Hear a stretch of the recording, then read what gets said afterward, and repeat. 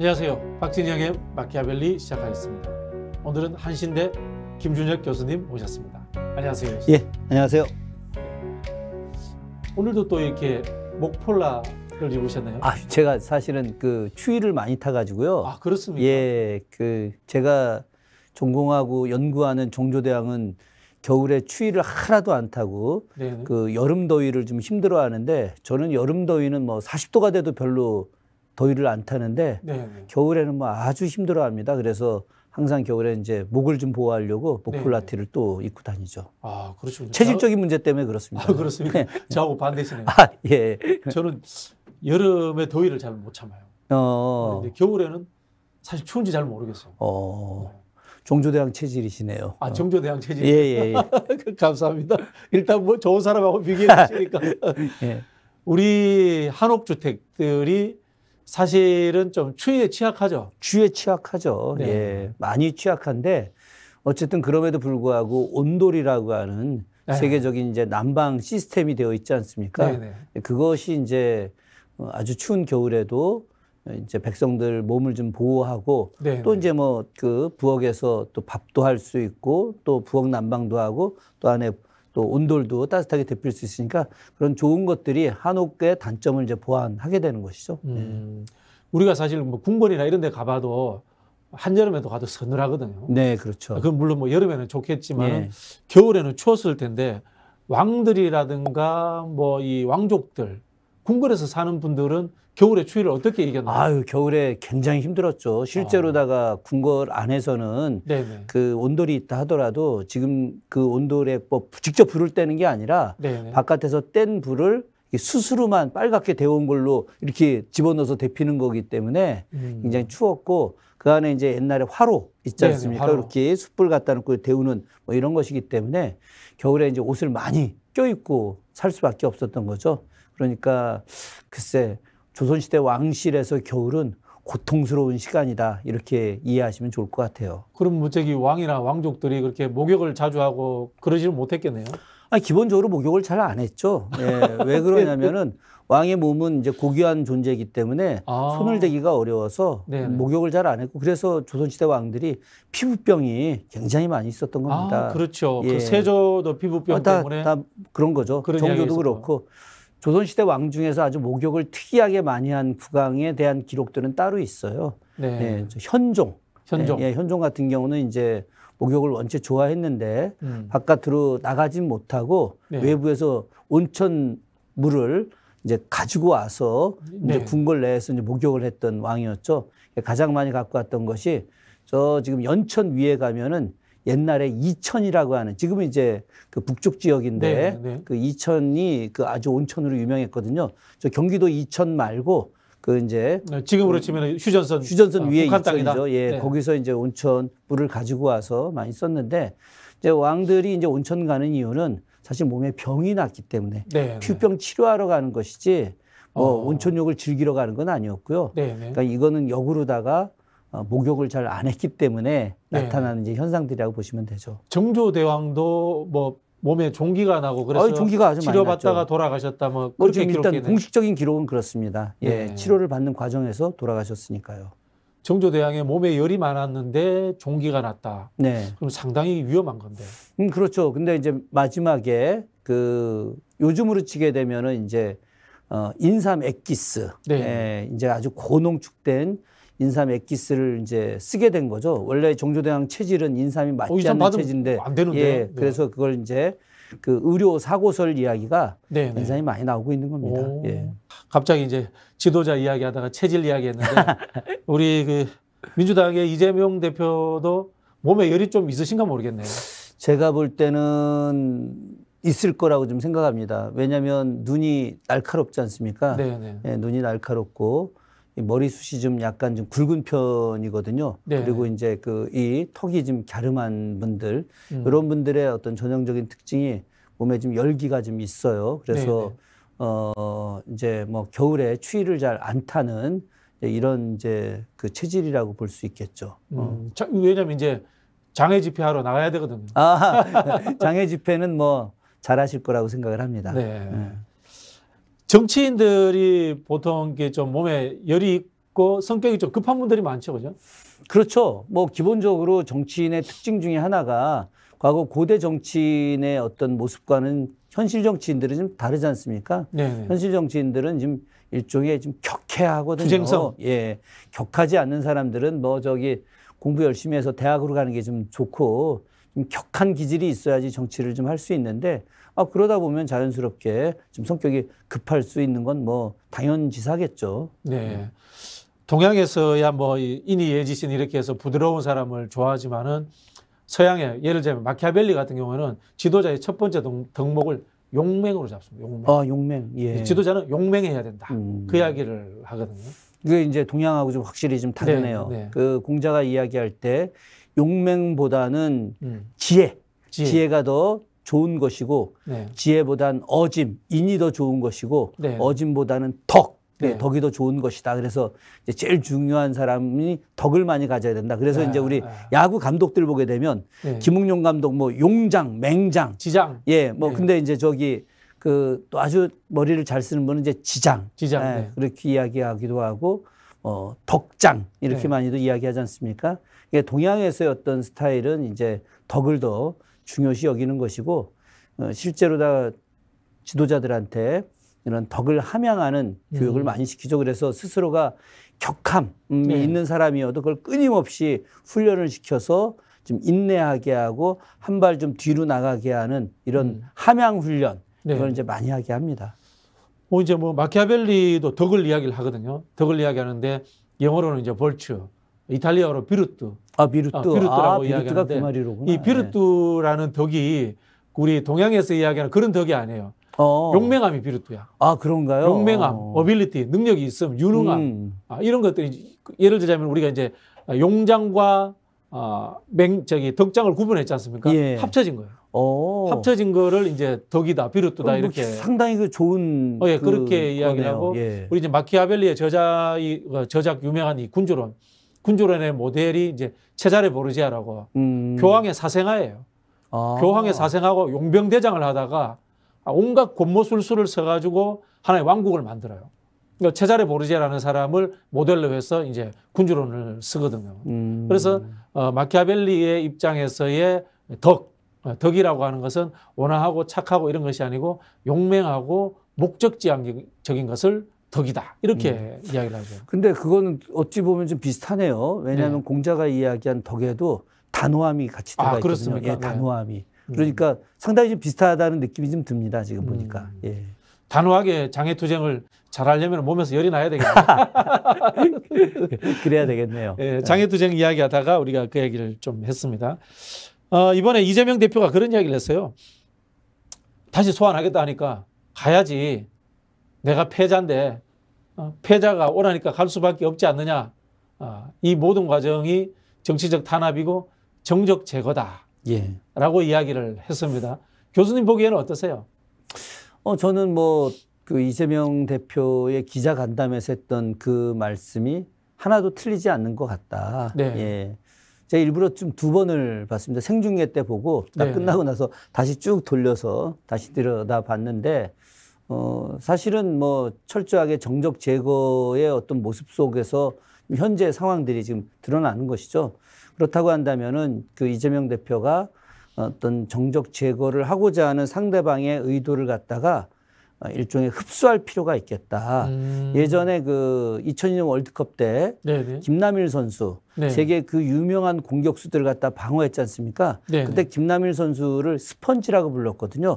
물을 이렇게 빨아들이듯이 다 방어했다라고 해서 그렇기 때문에 저는 지금 이재명 대표의 어떤 일들이 그런 스펀지 같은 모습들을 보였으면 좋겠다. 어제 기자 간담회가 전형적이었던 것 같아요. 너희들이 아무리 세게 공격한다 하더라도 이것을 내가 좀 차분하게 막아내겠다라고 하는 그리고 그것들을 갖다가 좀 무력화하겠다. 일종의 그 유명한 그 태극권 있지 않습니까?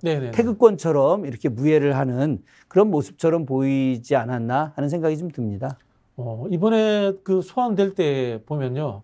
검찰에서는 좀 이재명 대표에게 망신 주기 비슷한 꼼수를 썼어요. 포토라인에 이재명 대표 혼자 지나가게 하고 비서실장이라든가 대변이라든가 보통 이제 같이 들어가는 사람들이 입구까지 들어가거든요. 그걸 못 가게 하고 또 한편으로는 가로세로 연구소라든가 보수 유튜버들이 취재하는 것은 포토라인 앞쪽에 딱 서게 해줬단 말이에요. 글쎄 말입니다. 사실 저는 그날 좀 일찍 좀 그 서초역 검찰청 앞에 가가지고요. 제가 좀 자리를 좀 좋은 데 잡았어요. 저 중앙지검 정문 앞에 바로 자리를 잡아가지고 이재명 대표 차가 들어오고 들어가는 장면을 직접 눈으로 다 봤거든요. 그래서 저는 실제로 그 앞자리 검찰청 앞에서 정말 몇만 명이 모였었거든요. 몇만 명이 모인 그 자리에서 발표를 이제 제대로 할 거라고 생각을 했는데, 이 검찰이 일종의 이재명 대표 망신주기를 한 거 아닙니까? 망신주기를 하면서 거기서 잠깐 내려서 이렇게 손을 들고 인사하고 들어가는 모습들을 이제 직접 보게 됐는데, 결국은 당시 이제 의원들이 아무도 같이 들어가지 못하는 그런 이제 황당한 상황을 좀 제가 직접 눈으로 보았죠. 그런 면에서 봤을 때, 이 정권 참 뭐 원래 이 문제가 좀 있긴 하지만은 이럴 정도로 예의가 없을까. 사실 이거는 뭐 정적이다 치더라도 장수거든요. 옛날에도 말이죠. 전쟁이 나도 적 장수의 목은 치지 않는다는 게 전쟁의 룰입니다. 룰. 그런데 이거는 뭐 장수의 목을 치지 않는 정도가 아니라 살아있는 장수를 갖다 부관참시하는 그런 모습으로 지금 행동을 하고 있지 않습니까? 이런 면에서 봤을 때는 참 치졸하다 싶은 생각이 들더라고요. 우리 보통 이제 그 정치인들에게 망신 주는 표현으로 포토라인에 세우려고 한다. 뭐 이런 이야기를 하잖아요. 이번에 이제 딱 그 상황이 됐는데, 그럼에도 불구하고 이재명 대표가 2차 소환에 또 가겠다라고 이야기를 했어요. 이게 망신 주기가 뻔한데도 가겠다고 한 이유가 있을 것 같은데요. 저는 굉장히 그 고도로 계산된 것이 아닌가 하는 생각이 좀 개인적으로 좀 들었습니다. 일단은 뭐 검찰이 이렇게 본인을 망신 주기 하고 정권이 뭐 여러 가지로 잡아놓으려고 하는데, 그런 이제 뭐 요즘 최근에 그 정치인들 구속시키는 내용 보게 되면 뭐 소환에 잘 응하지 않는다 뭐 이런 내용으로 구속하려고 막 많이 하고 있지 않습니까? 그럴 수 있겠네요. 그러니까 나는 당신들 소환에 잘 응해. 그러니까 나는 본인이 이야기하잖아요. 내가 주거에 문제가 있는 것도 아니고 현역 야당 대표가 어디 딴 데로 뭐 도망갈 것도 아닌데 뭘 구속영장을 뭐 청구할 이유가 있겠느냐 이렇게까지 이야기를 하셨지 않습니까? 저는 이제 검찰이 그렇게 한 것을 갖다가 오히려 역공하는 모습으로다가 당당하게 2차 소환 나가고 뭐 모욕이긴 합니다만은 그러나 그 모욕을 참는 모습들. 그 한신도 예전에 건달들 다리 가랑이 사이로 지나가지 않았습니까? 그런 모욕을 견뎠기 때문에 나중에 천하를 통일할 수 있었던 거라고 저는 생각을 하고, 이재명 대표가 지금 이 모욕을 참는 모습들을 보여주는 것은 오히려 국민들에게 상당한 지지를 받을 수 있는 그런 아주 중요한 기반이라고 생각을 합니다. 이재명 대표 입장에서는 현재 이 검찰 정부, 검찰 독재가 결국은 본인에게 구속영장을 칠 것이다 라고 이렇게 예측을 하고 있는 거죠. 뭐 그건 이재명 대표만이 아니라 우리 국민들 모두가 다 그렇게 생각하고 있지 않습니까? 구속영장을 청구한다 하더라도 그것이 제대로 진행되지는 않을 거라고 좀 보고 있지만은 구속영장 청구 자체가 국민들에게 있어서 저 사람은 범죄인이다라고 하는 인식을 심어줄 수 있거든요. 아마 이제 윤석열 정부가 노리는 것은 이제 그거라고 좀 생각을 하고요. 그럼에도 불구하고 지금까지 무슨 뭐 범죄 혐의가 없잖아요. 그죠? 뭐 쌍방울에서 변호사비 대납을 했다라고 했는데 그건 아예 공소장에도 못 들어간 내용들이고, 성남 FC 관련해서는 뭐 그것이 말도 안 되는 얘기고, 대장동 관련해서는 기자간담회 때도 그 모 기자의 어떤 질문에 대해서 아주 논리정연하게 반박을 하지 않았겠습니까? 그런 모습들을 국민들이 보면서 대장동과 관련해서도 전혀 문제가 없는 것 확실하구나. 거꾸로다가 이재명 대표가 이야기한 대장동 특검 해야 하는 것이고, 김건희 여사의 그 도이치모터스 주가 조작 사건, 그리고 윤석열 대통령이 연관되어 있는 부산저축은행 대출 사건, 박영수 특검 관련된 내용들, 이런 것들을 제대로 특검을 해야만 이게 진실을 제대로 알 거 아니냐라고 하는 이런 생각들을 더 굳건하게 만들어준 것이 아닌가 하는 생각이 들고요. 구속영장이 청구된다 하더라도 그것이 제대로 집행돼서 이재명 대표를 감옥에 가둘 수는 현실적으로 불가능할 거라고 생각합니다. 저는 이 검사들의 이제 최근 행위를 보면서 이 사람들이 법조인들인데 형사소송법 적용을 잘못하고 있다. 이런 생각도 듭니다. 예를 들자면 이겁니다.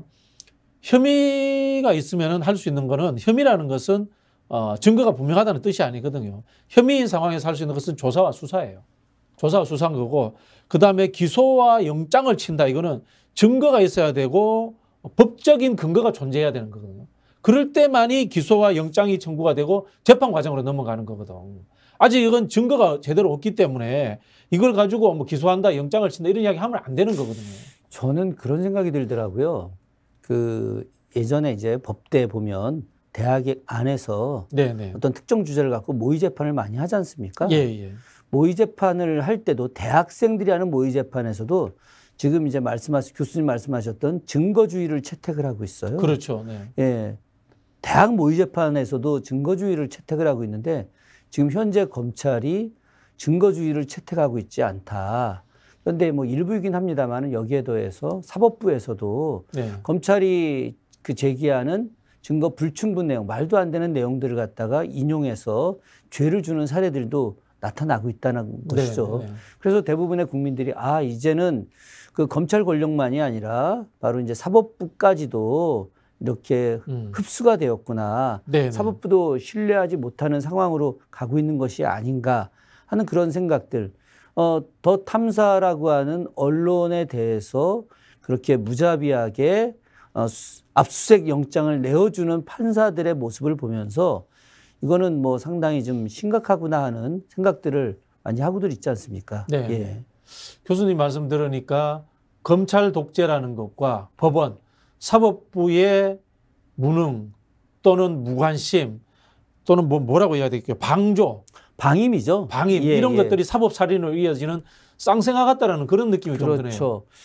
결국은 이제 부메랑으로 다가올 것이다. 우리가 지금까지 한국 사회가 굉장히 많은 발전, 우리 뭐 그런 이야기 많이 하죠.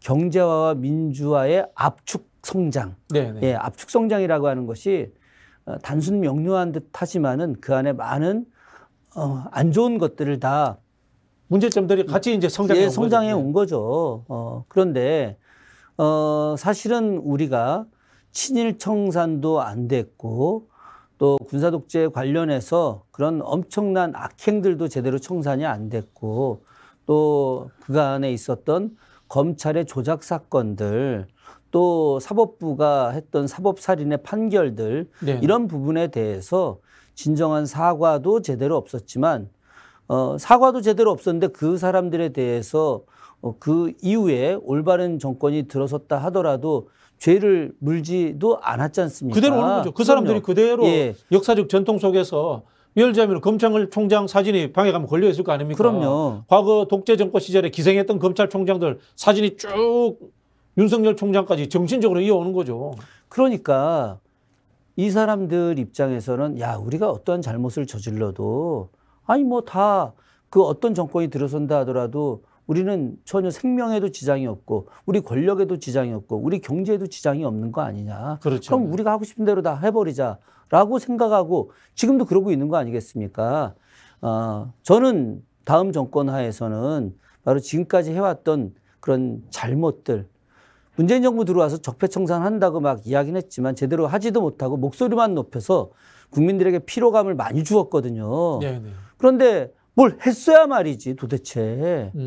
한 게 없잖아요. 네네. 그러면 이제라도 다음 정권에 누가 대통령이 되든지 민주정권 만들어서 이들이 한 범죄에 대해서 이건 잘못이 아니라 범죄입니다. 이 범죄에 대해서 반드시 그 죄의 대가를 치르게 해야 된다. 그래야만이 그 다음에 미래가 있는 겁니다. 네. 지금 어린이 청소년들 온전한 나라에서 살게 해야 될 거 아니겠습니까? 네. 그 우리가 이제 역사로 돌아가 보면요, 과거에는 이 정적들을 제거하는 방식이 우리 생각에 그냥 잡아다 그냥 목 쳐버린 것 같은 이런 생각이 들거든요. 그러진 않았죠. 그 당시에도 어쨌든 이 국가의 징벌 제도를 동원해 가지고 사법 제도를 빙자해서 정적들을 제거하고 그렇게 했나요? 당연하죠.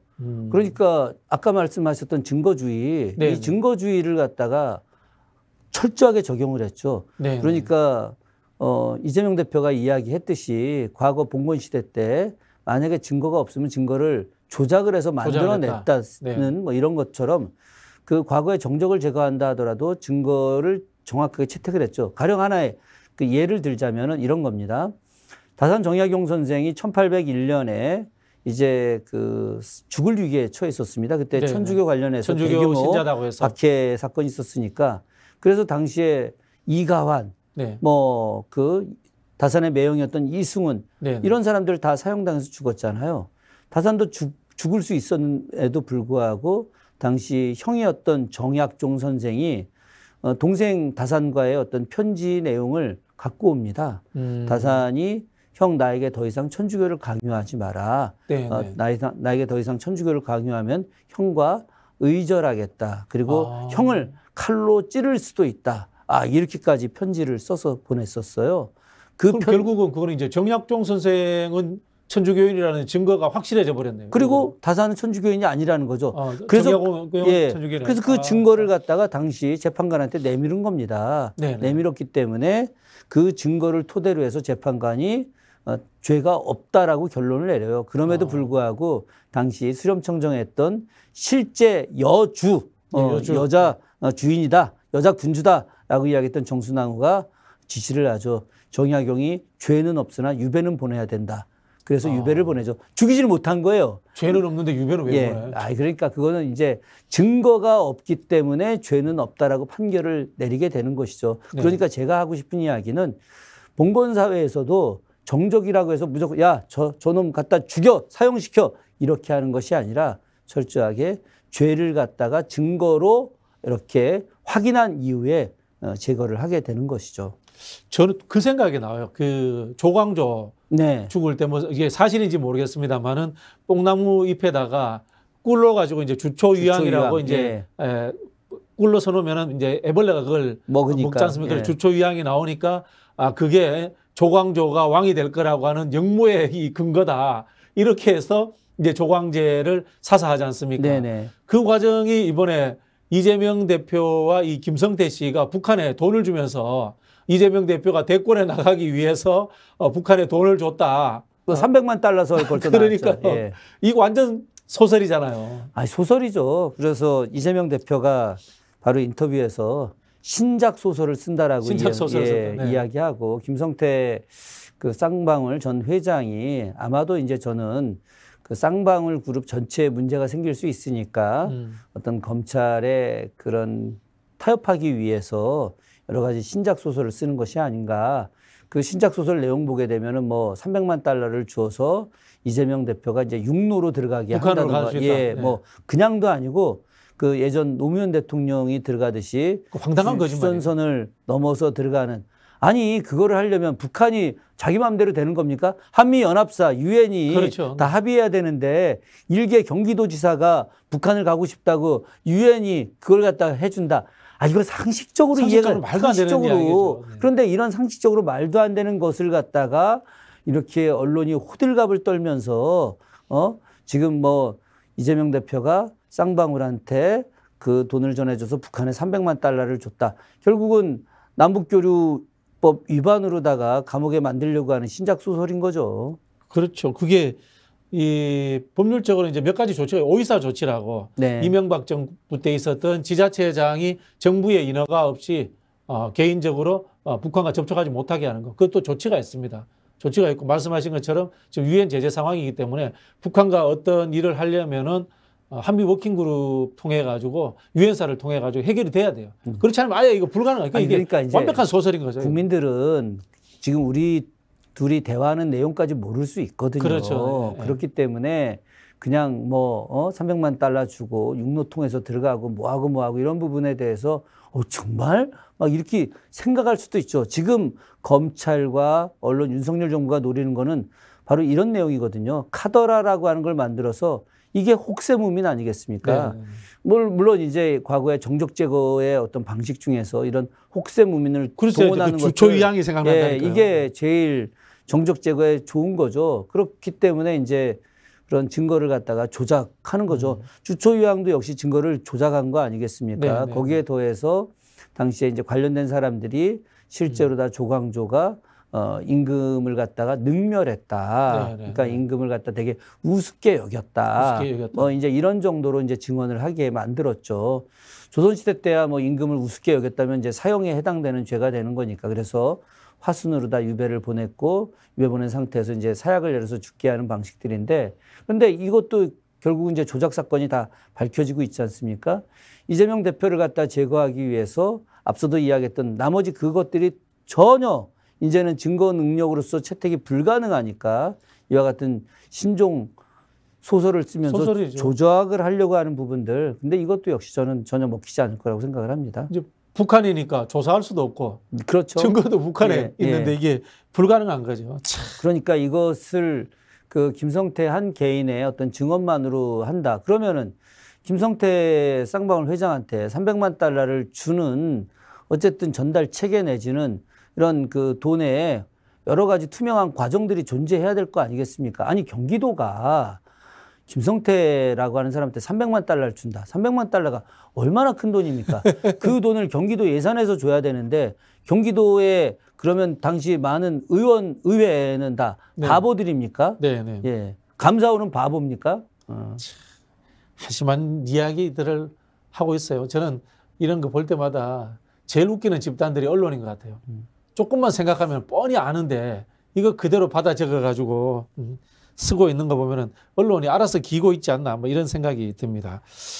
정적 제거 우리 이제 이야기 나올 때마다 조선의 대표적인 정적 제거 사건이 뭐 어떤 사건인가요? 저는 뭐 대표적인 사건 하면은 일단 정열입 제거 사건을 정열입 예. 선조 때 그렇죠. 일이죠. 예, 네. 선조 때 임진왜란이 일어나기 3년 전인데 네네. 그때 이제 그 서인 정권에서 네네. 정열입과 대결 구도를 갖고 있었던 사람이 정철이라는 인물입니다. 정열입은 북인인가요? 정열입은 이제 그 동인이라고 볼 수 있죠. 그러니까 원래 정열입은 그 율곡 이이로부터 배움을 시작을 했는데 이이는 서인으로 분류되잖아요. 예, 그런데 이제 그 율곡의 어떤 우유부단함 같은 건 이제 정열입 입장에서 봤을 때는 이제 율곡이 좀 더 통합을 하고 조정을 잘 해줄 줄 알았는데 율곡이 마지막에 서인 정권 손을 들어줘 버리거든요. 또 기득권 타협적이었죠. 예, 그렇기 때문에 그것에 대해서 굉장히 배신감을 느끼고 이제 그 동인으로다가 완전히 이제 합류를 하게 되죠.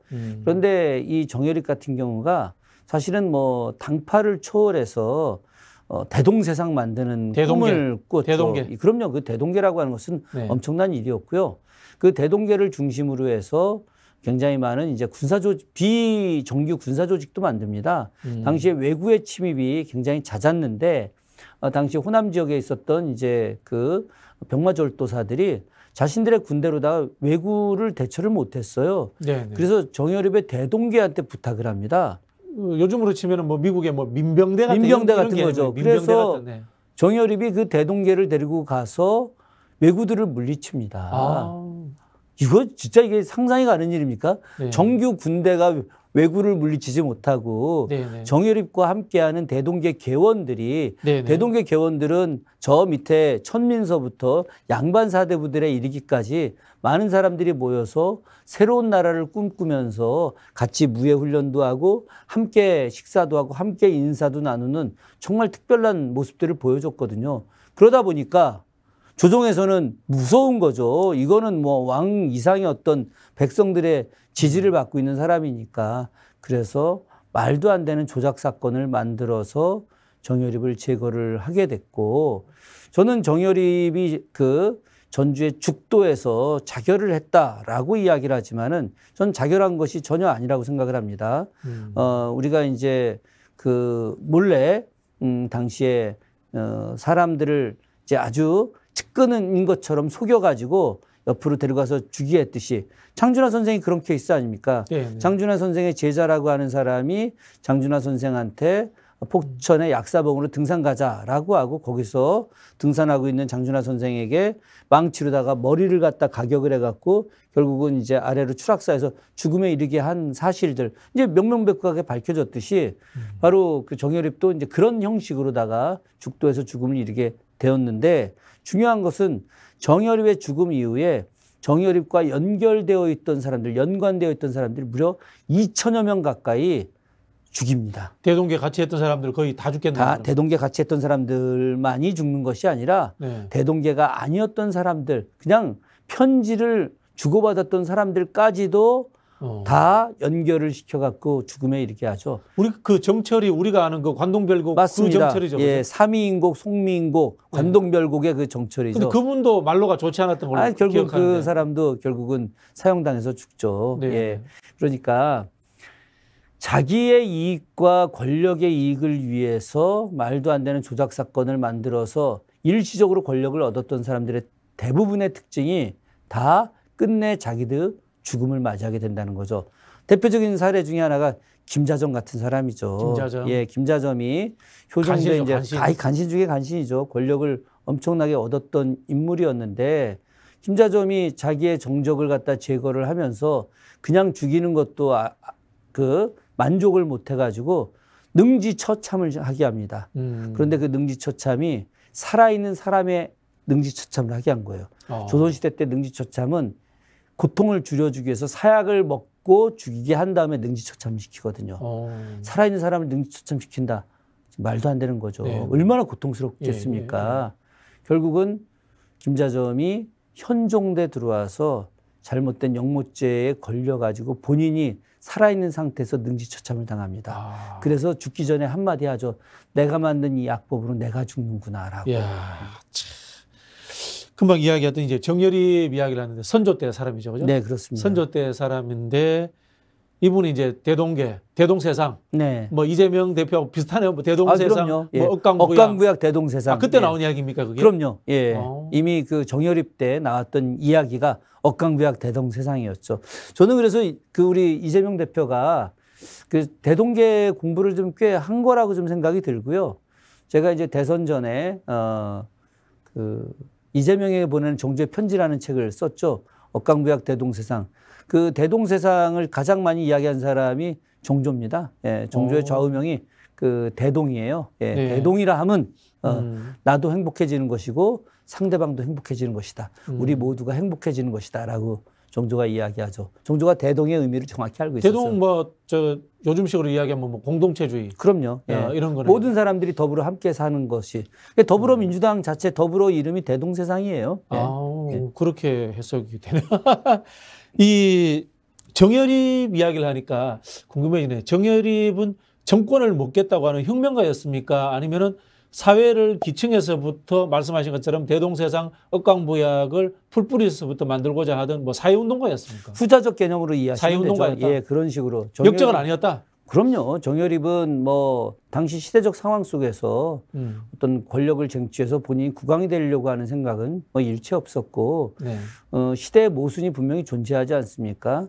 일단 기본적으로 신분제.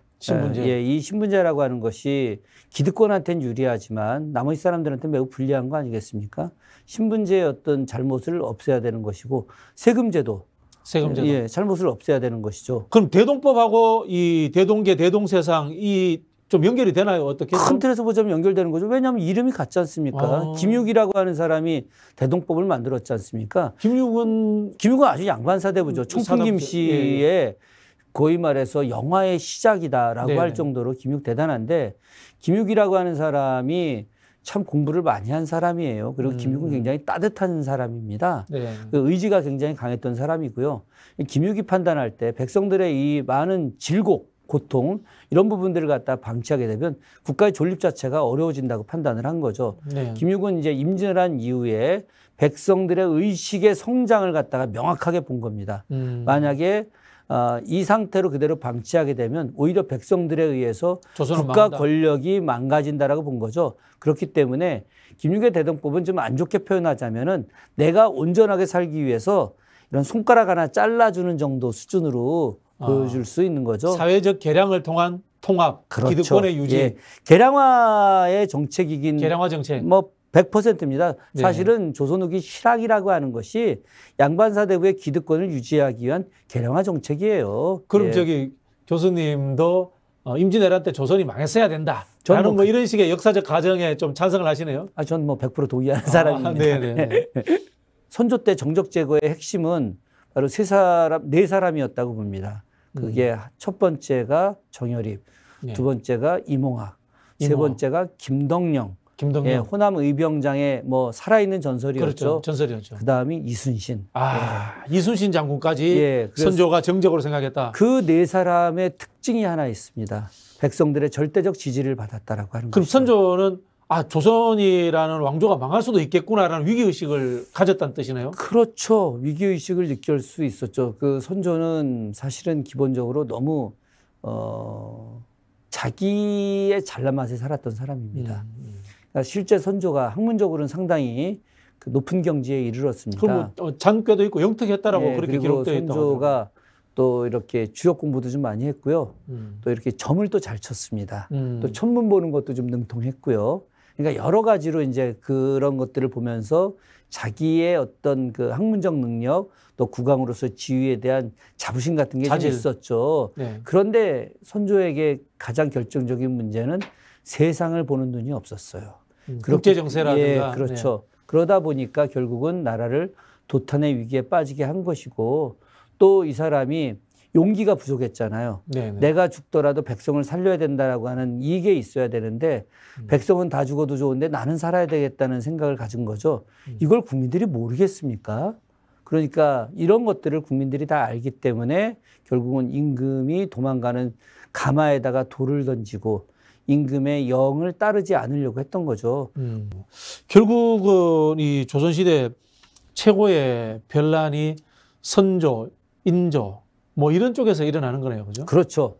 왜냐하면 그 군주들이 무능력하다 보니까 정적 제거도 많이 하잖아요. 그럼 뭐 가장 인조 같은 경우 정적 제거가 광해군 아니겠습니까? 광해군은 당시에 뭐 폐모살제 이거 말고 그 정치적 측면에서의 어떤 문제점은 있을 수 있었지만 그러나 실제로 우리가 말하는 대동법의 초기 시작은 광해군 때 시작하는 거잖아요. 그죠? 세금 제도에 대한 전면적인 개혁들 그리고 양반들이 갖고 있는 토지를 갖다가 제대로 측량하게 만들지 않습니까? 조선시대 양반들이 자기 땅들 토지 대장에 빼버리는 경우가 허다했잖아요. 그렇죠. 그러니까 세금 안 내지 않습니까? 이 광해군이 세금 그 토지 측량하게 만들었잖아요. 양안을 제대로 정리하게 만들어버리는 엄청난 일들. 거기다 사회복지적 측면을 강화했죠. 이러다 보니까 백성들 입장에서는 사실 크게 문제가 안 됐던 것이었는데 그것을 가지고 이제 뭐 그 인목대비의 문제, 정말 사실 인목대비는 국왕한테는 너무 고통스러운 존재였어요. 말도 안 되는 걸 계속 윽박 지르고 그런 그 광해군에 반대되는 세력들의 실제 우두머리처럼 우두머리 역할을 하고 실제로 이제 뭐 반역의 흔적이 많았다고 하더라고요. 그럼요. 근데 이제 명목상의 어머니가 되어 있으니까 어떻게 쫓아내지도 못하고 힘들어했다라는 뭐 기록이 있다고 하더라고요. 맞습니다. 그래서 광해군이 어쨌든 인조를 비롯했던 당시 서인 세력들의 정적 제거 대상으로서 결국은 그렇게 폐위가 되게 된 것이죠. 인조의 정적 제거 이야기할 때 빠질 수 없는 사람이 아들인 소현세자인 것 같아요. 그렇죠. 소현세자죠. 저는 참 권력이 무섭다라고 생각하는 것이 인조가 자기의 가장 큰 정적으로 생각한 사람이 아들이에요. 그 아들 소현세자가 처음에는 굉장히 사이좋은 부자였죠. 심양으로 가기 전까지는. 그런데 소현세자가 심양에 가서 청나라의 문화를 보게 되죠. 이것들 완전히 오랑캐들로만 생각했지 않습니까? 일단 기본적으로 머리를 변발하잖아요. 그죠? 머리를 변발하고 단추를 가운데로 끼고 있지 않습니까? 우리나라 옷이 왼쪽에다 이 옷걸음을 하는 이 옷들인데 이게 그 유명한 옛날 고대부터 이루어져 왔던 옷들인데 이런 것들을 입지 않은 오랑캐라고 생각을 했는데 이 오랑캐가 보니까 서양 문화도 받아들이고 굉장히 혁신적 사고도 하고 있고 그래서 이 오랑캐들한테 배울 건 좀 배워야 되겠다 생각도 하고 또 소현세자의 세자빈이었던 강빈이 둘이 같이 해서 그 끌려왔던 백성들 이렇게 다 자기들 돈 주고 풀어내서 거기서 대규모 논을 만들어요. 농장도 하고 또 상업도 하고. 엄청난 부를 형성을 해갖고 와서 그 돈을 갖고 와서 이제 돌아와갖고 백성들이 기아에 허덕이는 걸 갖다 일거 해결해 주거든요.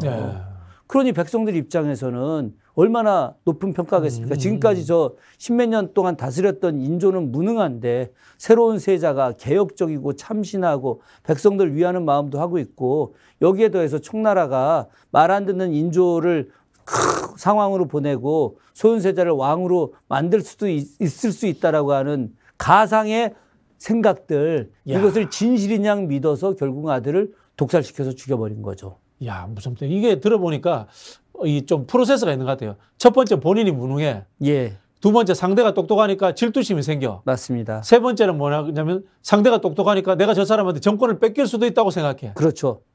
가상의 생각을 하는 거죠. 윤석열의 생각인데요. 뭐 거의 똑같지 않습니까? 그런 것 같은데요. 완벽하게 똑같죠. 예. 이거는 뭐 서양까지는 잘 모르겠지만 네네. 동양에서의 모습들은 너무나 명확하게 이 모습이 그대로 일관되게 역사적으로 그대로 일관되게 나타나는 겁니다.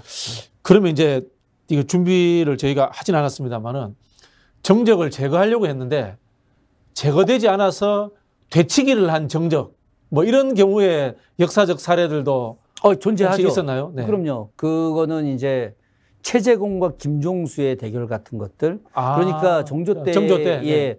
그 노론의 영수가 김종수고 네네. 서인의 영수가 최재공이었죠. 네네네. 최재공이었는데 이제 서인 세력들이 노론 세력들이 이제 정조하고 또 최재공 등 남인을 집중 공략을 하죠. 네네. 집중 공략을 하는데 그 대표적인 공략이 이제 그 정조가 화성을 축성하면서 이제 뭔가 그 백성들한테 잘못을 저지르려고 한다라고 하는 공략으로 이 엄청난 비난을 하고 최재공을 그걸로 인해서 내쫓으려고 하죠. 저기 수원 화성의 책임자가 최재공이었습니다. 그렇죠. 최재공이고 예. 기술적으로는 정약용이 이제 같이 그렇죠. 하고. 그런데 그 이전에 당시 이제 김종수는 우의정이고 최재공은 이제 좌의정이었고 했던 이런 상황들이었었죠. 우의정이 군대를 총괄하나요? 아니요. 그거는 이제 정승들은 다 각각의 역할들이 있는데 어쨌든 당시 우의정이었던 이 사람이 그 더 공격을 해갖고 그 최재공을 갖다가 완전히 그냥 다 몰아내려고 했던 거죠. 몰아내려고 했다. 그런 과정이었는데 정조가 증거를 제시를 살짝 합니다. 어떤 증거를 제시했느냐. 사도세자가 죽을 때 그 사도세자의 잘못이 아니라 바로 노론에 의해서 죽게 된 것이라고 하는 글을 영조가 남겨놔요. 그거를 갖다가 정조가 갖고 있었던 거죠. 금등지사 그 영화에 맞습니다. 나왔던 금등. 예. 실제로 그 금등의 일부 구절을 모든 신하들 앞에서 낭독을 합니다.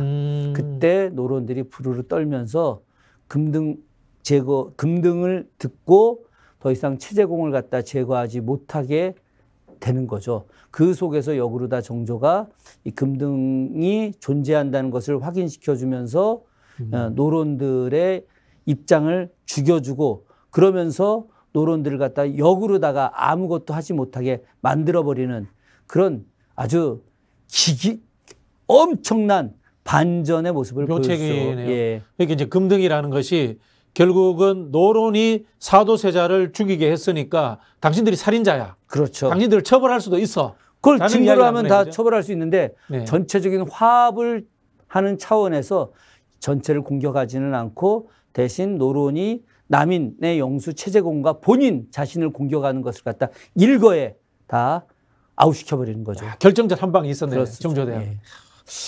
알겠습니다. 그럼 지금 이재명 대표가 장애 집회를 나간다고 합니다만은 이 윤석열 정부에 대한 결정적 한 방, 비책으로서, 묘책으로서 저는 오히려 어떤 걸 한번 제안드리고 싶으세요? 저는 김건희 특검이 바로 그 비책이다. 예, 왜 그러냐면 지금까지 그 김건희 특검과 관련된 내용을 통해서 김건희 여사의 주가 조작 문제를 갖다 공개적으로 드러내는 것들.